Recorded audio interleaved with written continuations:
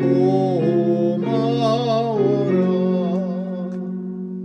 내 머리 주 앞에 조아려 하는 말 나 무엇 주님께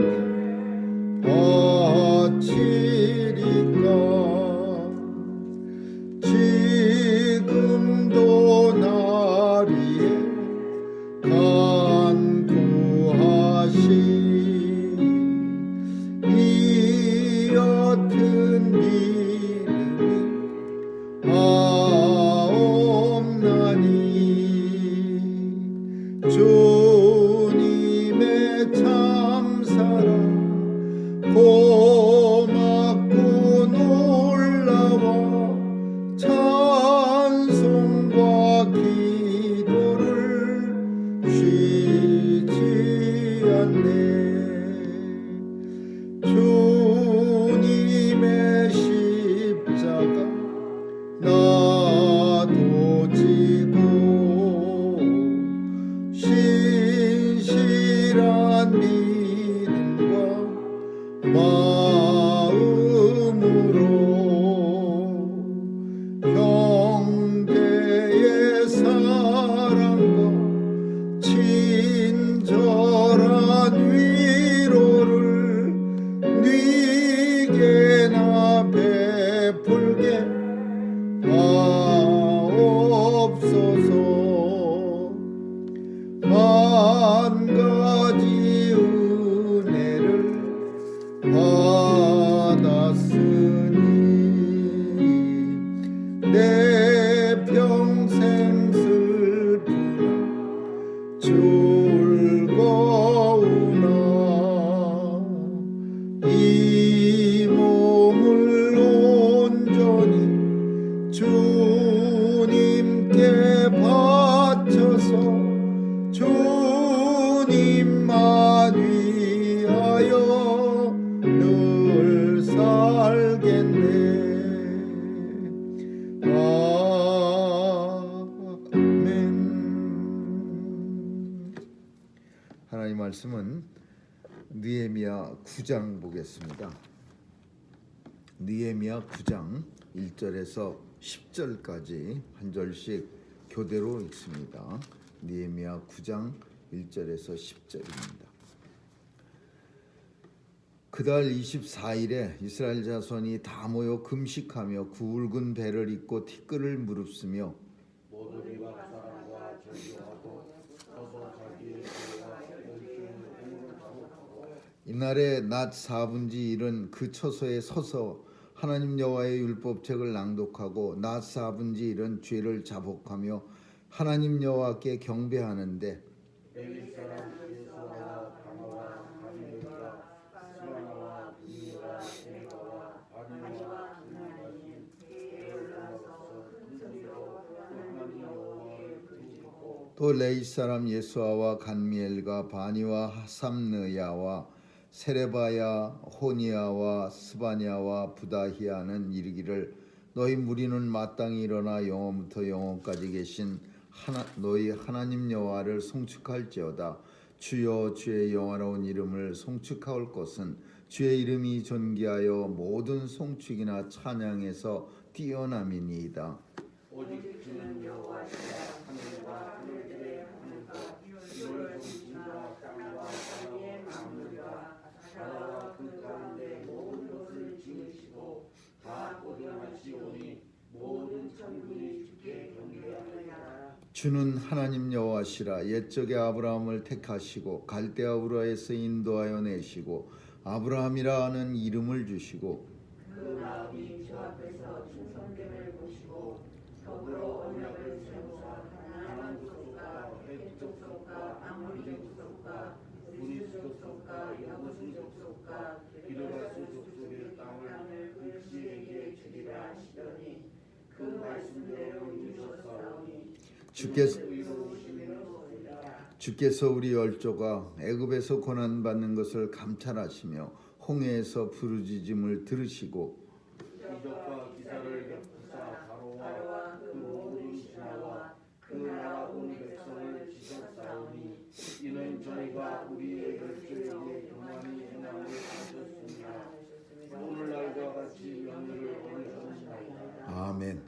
하지만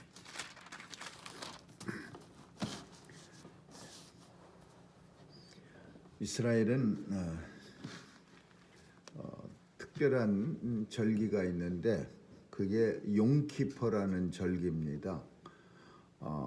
무슬림들이 라마단을 그냥 한 달 동안이나 지키는 것처럼 이스라엘에도 용키퍼라는 날이 있어서 한 주간을 속죄일로 지킵니다. 속죄절. 용키퍼는 이스라엘 달력으로는 한 7월쯤 되고 우리 7월 10일에서부터 시작되고 우리는 9월 말쯤 될 때도 있고 10월 초쯤 될 때가 있습니다. 이 용키퍼는 그냥 죄를 회개하는 날입니다. 회개하는 절기. 근데 이 용키퍼가 참 우리 인생에게 있어서 참 굉장히 필요한 절기라고 보여집니다. 하나님 앞에 한 해 동안 살아온 죄를 고백하고 또 그와 더불어서 기도하고 금식하고 그렇게 보내는 겁니다. 그래서 이 절기 동안은 특별히 번잡한 삶 속에서 잠깐 자신을 돌아보면서 하나님 앞에 회개하고 기도하는, 물론 날마다가 회개하는 날이고 날마다가 기도하는 날이긴 하지만 용키퍼라는 절기를 통해서 특별히 더 자신들을 살필 수 있는 그런 아주 좋은 절기라고 보여집니다. 이스라엘 백성들이 오늘 본문에서 포로로 끌려와서 성전이 지어지고 아마 첫 번째로 온 백성들이 함께 용키퍼를 지키는 겁니다. 이제 굵은 베옷을 입고 머리에다가 장작을 태운 티끌, 그 태운 재를 갖다 머리에 쏟아붓고서 그리고서 이제 자신을 하나님 앞에 겸비한 모습으로 만들어서 뭐 베옷 입고 머리에 재 뒤집어 쓴다고 해서 하나님 앞에 겸손해진다는 건 아니겠지만은 그래도 이런 모습을 통해서 내 몸을 아주 불편하게 만드는 굵은 베옷을 걸치고 또 내 머리에 가장 천한 그 재를 뒤집어 썼다는, 그래서 내가 재보다도 더 천한 존재라는 그런 의미로 재를 티끌을 머리에 쓰고 굵은 베옷을 입니다. 그렇게 천한 존재이기 때문에 하나님 아니고서는 하나님의 존재가, 하나님을 믿지 않으면 나는 정말 아무것도 되지 않습니다. 이런 의미가 담겨져 있는 거예요. 그러니까 이 절기는 참 자신을 그런 복장과 그런 형식을 통해서 자신을 돌아볼 수 있는 아주 좋은 그런 계기라고 볼 수 있는 거죠. 그렇다고 해서 그냥 그런 모습만 보인다는 건 아니고 오늘 본문에 있는 것처럼 어떤 자신이 잘못한 거를 발견하면은 그게 행동으로 이제 나타나야 되는데, 용키퍼 기간 중에 그게 뭐냐 하면 이방 사람들과 절교하고 자기의 죄와 10조의 허물을 자백하고 그리고 낮 4분의 1, 낮이라고 하는 것은 12시에서부터 해가 떠 있는 기간을 말하는 거예요. 해가 떠서 해가 질 때까지.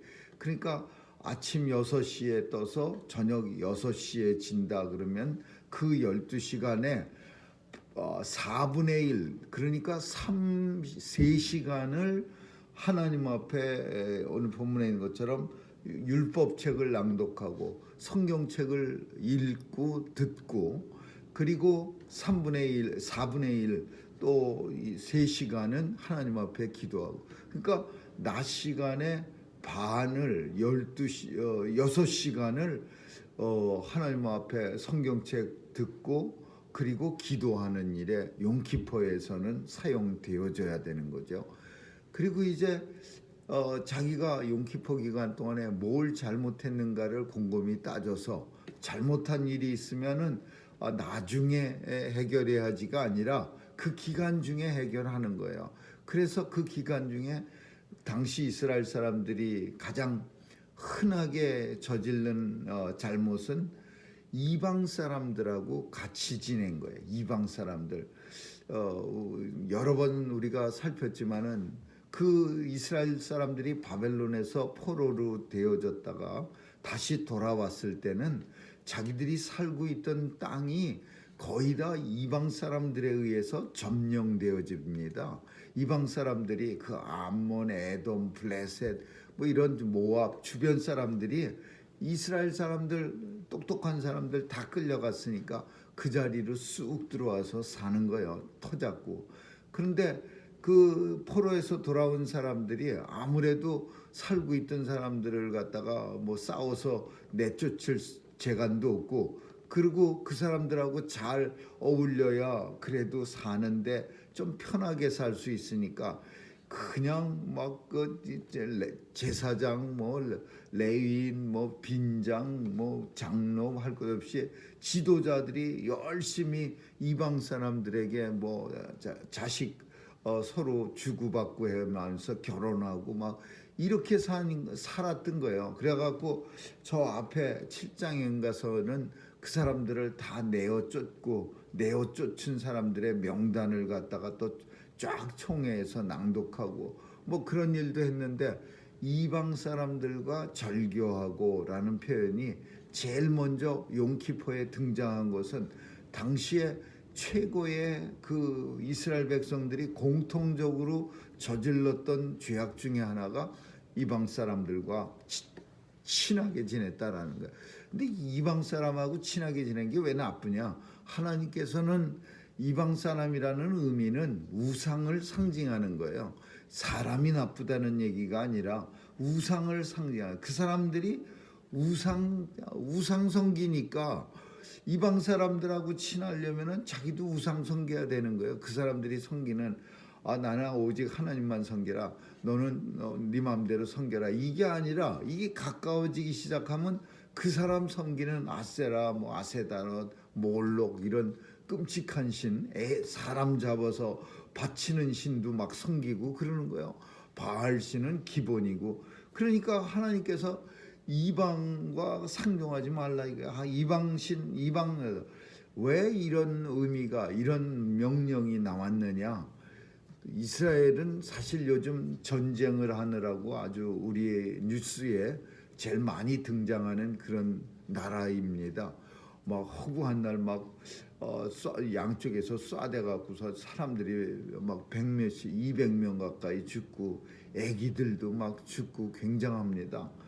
이스라엘은 정말 좋은 무기를 많이 가지고 있는데, 그 어떤 무기는 이렇게 로켓 포탄을 쏘면은 그냥 공중에서 불꽃놀이 하는 것처럼, 그 뉴스에서 보니까 같이 쏴 갖고서 공중에서 맞춰 갖고 사람들한테 그 포탄에 피해가 없게 만드는 아주 대단한, 가격도 엄청 싼 그런 무기가 있다고 합니다.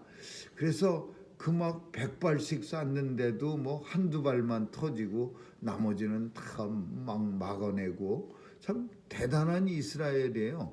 그 작은 민족들이 모여갖고서. 근데 한편으로는요, 우리가 이 두 전쟁을, 이런 전쟁을 생각해 볼 때 이스라엘은 원래 거기 없었던 사람들입니다. 하나님께서 애굽에다가 모세 때 그 데려다 놓긴 했지만은 그 뒤로 뿔뿔이 흩어지고 여기저기 끌려가고 디아스포라로 2000년을 방황한 거예요. 돌아다니다가, 그러다가 그 열국의 큰 나라들, 영국 뭐 미국 이런 나라들이 자기네들에 의해서, 그 사람들에 의해서 이 사람들을 갖다가 이제 그 팔레스타인 사람들이 살고 있던 땅에다가 갖다가 놓은 거예요. 처음에는 그 1948년도에는 팔레스타인 사람들이, 이스라엘들이 사람들이 와서 정착하기 시작할 때 열심히 끌어모은 사람들이 끼켜봐야 60만이었다고 합니다. 그런데 그 사람들이 처음 들어올 때는 땅덩어리도 넓고 또 그 사람들이 들어와서 돈도 쓰고 그러니까 별로 그렇게 신경을 많이 안 썼다고 합니다. 물론 조그만 전쟁들 뭐 데모들은 계속 있었지만은, 근데 이 사람들이 들어와 갖고 이제 점점 사람들이 많이 들어오고 점점 이제 나라도 부강하고 저기가 800만 뭐 이렇게 많은 숫자로 늘어나고 그러니까 어디로 가서 삽니까? 점점 쫓아내고 그러다가 결국은 팔레스타인은 이제 완전히 자기들이 학고방 전셋집 되는 식으로 이제 쫓겨나고 그래갖고 이제 이스라엘이 다 차지하고 팔레스타인은 한쪽 구석에 조그맣게 차지해 가자 지구라는데 이제 차지해. 그러니까 이런 모든 것들이 하나님의 오늘 본문에 있는 것처럼 이스라엘들이 용키포 때 생각했던 게 뭐냐면 하나님께서 우리의 조상 아브라함을 선택해서 그 갈대아 우르 지역에서 불러서 가나안 땅으로 인도해 주시고 또 애굽에 내려갔던 이스라엘 백성들을 하나님께서는 모세를 사용하셔서 이 가나안 땅으로 다시 보내주시고 이런 걸 갖다가 용키포에서 묵상하는 거예요. 그러면 그 묵상을 통해서 무슨 생각을 할 수 있느냐? 아무것도 없었는데 우리는 정말 살만한 땅 손바닥만한 땅 한 조각 없었는데 하나님께서 여기까지 은혜를 허락해 주셨다 이거예요. 가나안 땅을 그 멀쩡한 오늘 7족속 가나안의 7족속이라고 뭐 기르가스 족속, 아모리 족속, 무슨 여부스 족속 이런 족속들이 멀쩡하게 살고 있었는데 이 사람들을 하나님께서 다 물리쳐 주시고 이스라엘 사람들을 갖다가 그 멀쩡하게 잘 살고 있던 사람들 물론 죄악이 관영해서 하나님께서 그 사람들을 다 진멸시키시려는 계획이 있었지만 그래도 그 살던 사람들의 입장에서는 날벼락이라고 볼 수 있는 거예요. 맑은 하늘에 정말 날벼락이지. 어느 날 갑자기 때가 들어와갖고서 하나님께서 우리에게 이 땅을 주셨습니다. 그러니 당신들은 다 죽어 마땅합니다. 이런 논리가 이게 그 사람들에게 이해가 됩니까? 우리는 이해합니다. 성도들은 이해하지만은 이게 이해가 안 되는 거예요. 그러니까 이스라엘 사람들은 용키포에 깊이 묵상하는 거야. 아무것도 아니었는데 우리는 정말 엄청나게 비참한 존재였는데 하나님께서 친히 다 이루어 주시고 지금 우리가 살고 있는 이 가나안 땅조차도 우리 게 아니었는데 하나님께서 여기에다가 우리 민족을 세워 주시고 또 그냥 온통 2000년 동안 여기저기 돌아다니면서 그냥 온 데에 오기 가갖고 구박받고 저기 가서 또 껄핏하면 구박받고 이스라엘의 구박받은 역사는 이루 말할 수가 없는 거예요. 무슨 일만 일어나면은 그 이스라엘 사람들이 유대인들이 그 제물이 희생양이 되는 거예요. 마치 일본 사람들이 관동 대지진이 일어나서 일본 사람들 많이 죽으니까 이게 모두 조선 사람들이 하나님 자기들이 믿는 신 앞에서 불경스러운 짓을 해갖고서 이런 진노가 임했다고 그래갖고 관동 대지진이 일어나는 날 일본 사람들은 지진 때문에 죽었지만 한국 사람들은 일본 사람들한테 맞아 죽은 사람이 몇 마리래요. 그렇게 많이 때려 죽였대요. 그런데 이런 일들이 유대인들한테도 그대로 일어납니다. 패스트병이 창궐할 때 유럽에서는 마을마다 이 유대인들을 때려 죽였어요. 그 사람들이 하나님을 모독하고 예수님 죽였다고 이런 진노를 우리한테 했다고 이 유럽 사람들이 껄핏하면 유대인을 우리는 그 사람이 그 사람 같이 보이는데 그 사람들 눈에는 유대인의 표시가 아주 확 나나 봐요. 그러니까 그 사람들 색출해 갖고서 죽이고 히틀러는 600만 명을 죽이고 그러니까 유대인들은 엄청나게 고통을 당하면서 역사 속에서 살다가 지금 이제 여기저기서 이제는 더 이상 고통은 안 당하지만은 용키포가 되면은 정말 감사할 수 있는 그런 마음이 생기는 거. 오늘 본문에서 보면 옛날 역사를 거슬러 올라갑니다. 이 사람들이 용키포에 아브라함 나오고 모세 나오고 왜 이렇게 올라가요?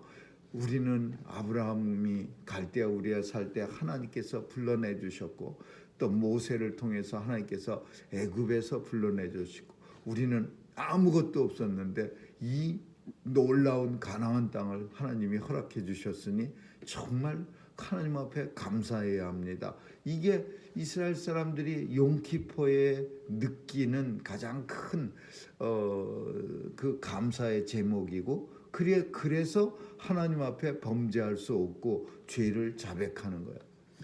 우리도 마찬가지입니다. 저 유대인들만 용키포를 만나서 하나님의 은혜를 고백하는 게 아니라 하나님의 백성은 이 땅을 사는 동안 매일매일이 용키포예요. 하나님께서 우리를 불러주시고 하나님의 자녀로 우리를 예수 그리스도의 보혈의 공로로 삼아주시고 하나님 나라 영원한 기업을 우리에게 허락하시고 날마다의 삶을 성령의 인도하심으로 이끌어주시고 또 매일매일 우리 삶 속에서 하나님께서 충만한 은혜를 퍼부어주시고 모든 것이 어느 하나 생각해봐도 하나님의 은혜 아닌 것이 없는 거예요. 나의 나된 것은 오직 주님의 은혜라. 사도 바울이 이런 고백을 한 것이 이게 자신을 가만히 생각해 보니까 주님의 은혜 외에는 아무것도 자랑할 게 없고 내세울 게 없는 거예요. 성도는 하나님의 은혜의 산물입니다. 성도는 주님이 만들어 주셨고 주님이 인도해 주셨기 때문에 나의 나됐다라고 내가 서 있는 이유가 존재 이유가 주님의 은혜로 오직 우리의 존재가 드러나는 거죠. 아무쪼록 오늘도 용키포라고 우리가 생각하면서 주님 앞에 회개하고 주님의 은혜에 감사해야 하고 그리고 주님을 정말 나의 모든 것 주신 주님 앞에 오늘 하루도 온전히 동행하며 감사하며 충성하며 영광 돌려드리는 그런 저와 여러분 될 수 있기를 주님의 이름으로 축원합니다. 기도하겠습니다. 오늘도 하나님의 백성들은 속죄일로 살아갑니다. 오늘도 우리의 자신 살피고 하나님께서 베풀어 주신 은혜 감사해야 하며 또 우리의 부족한 모습 또 되새기며 다시 하나님 앞에 고백하는 그런 날 되게 해 주옵소서. 나의 나된 것이 오직 주님의 은혜라고 고백했던 바울처럼 우리도 오늘 이 고백이 우리의 입술에서 떠나지 않게 하여 주옵소서. 감사드리며 예수님 이름으로 기도합니다. 아멘. 주기도문으로 마치겠습니다.